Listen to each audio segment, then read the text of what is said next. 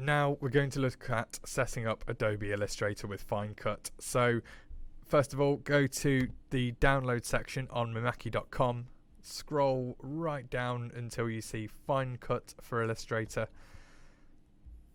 From there, we just need to select the operating system to make it slightly easier to find. In my case, it's going to be Windows 10 64-bit, and we're going to click the correct version, which is going to be the latest version for me here. Click that, scroll right down, and click download to download the latest version of FineCut9 for Illustrator. Once your FineCut9 for Illustrator has finished downloading, head to the download location and run this program. It will ask you if it is okay to unzip the files to the desktop. Click yes, and that will begin the unzipping process. Once this green bar has reached the end, it will pop up and automatically begin the CD menu for FineCut9. At this point, the first thing you need to do is click on the FineCut9 serial key issuance tool.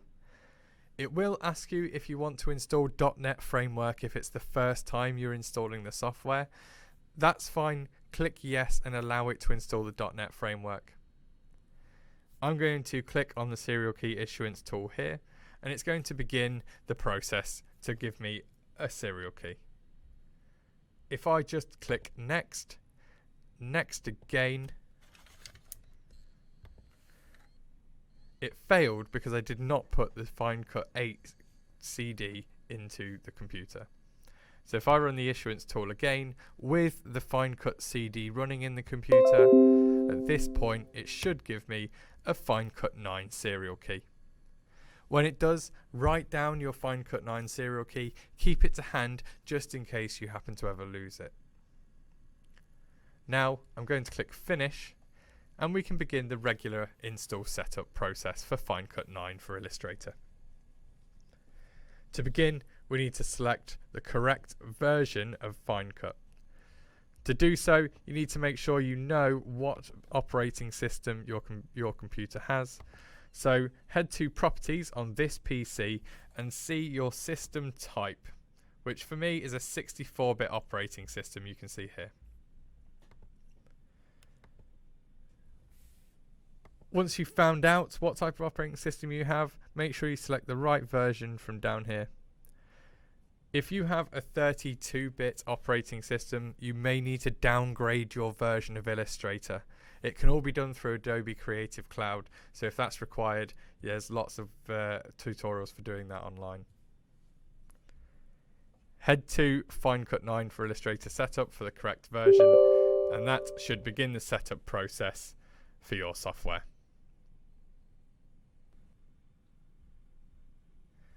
It will ask you if you want to install the Mimaki USB driver. If you are unsure whether you installed this earlier on in this video, then just click yes, OK, and it will tell you if you already have it installed or not. If you do already have it installed, just click yes again, and it will say that your version is newer than this version it's trying to install from the FineCut installer. Click OK, and your FineCut9 for Illustrator is now complete. To check that it is installed properly, head to Adobe Illustrator. When you first start up Illustrator after installing FineCut9, the first thing you're going to see is this setup window here. The first thing you need to do in the model is select the correct version, which is the CG-SR3 series. Then head to the Communication tab at the top and select the correct port type. If I then head to OK, the CG-SR3 is now set up with FineCut. Now, we do have additional videos for Illustrator that may help you through this process. So if you need those, please check the description below to see the Illustrator series, or head to Xpres Technical on YouTube and find the Illustrator series from there. This will show you how to create very basic cut lines and adjust your artwork to how you need it to be.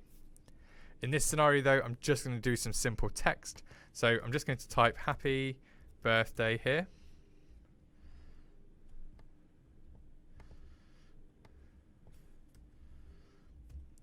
And I'm going to increase the size of the text slightly there.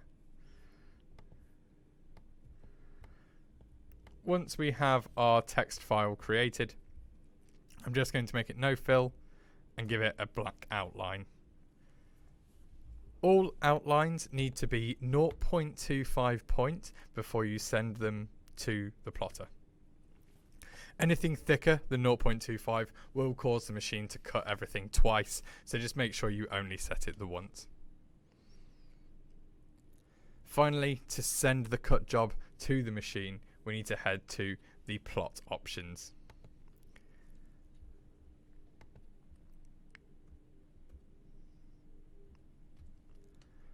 Your plot dialog window should now pop up, and within here we can do lots of different setting up. Once the sheet is set up, all we need to do is select the correct sheet size. So in this scenario, we'll say the machine is set up with 300mm wide media. You would click initialize. It would automatically pull that data from the machine. You can then also adjust the size of the artwork from this piece of software. It keeps the ratio of the artwork, so it won't squash or distort the artwork in any way when you change the size. So if I do 300 here, you can see it increases the size of the artwork to 300, which is the exact width of the vinyl. You can also add an offset, which is actually where the file is placed. So if I move it by 50, it will move it left by 50mm. Obviously in this case we just want it to be 0, 0, which means it's going to print in the bottom right, and that's the best place we want to do to start cutting. You can also add copies. You can add copies left to right, or you can add copies up and down too, just like that. Now in this scenario we would only want one copy because we're filling the sheet anyway. However, you can also add a copy margin. Currently it's set to 10, however you could set that to 0, 0 to bring those two, or bring all of the designs right on top of each other. Finally, we can add a cut frame. The cut frame is also set to 1010. We can actually just set this to 0, 0, which means the cut frame will be right on the edge of the artwork. What this means is once the plotter has finished cutting all of those happy birthdays, it will then go around and cut a little neat square around the outside of all of those. It makes it easier for you to weed those out. Finally, and probably the most useful option within here, is the mirror option. If I tick that, it sends it all backwards, so when you're cutting single colour vinyl, it will then be the right way when you press it onto a garment. Finally, click plot to send this through to the machine. We're going to use plotter condition. Finally, click plot to send the job through to the machine.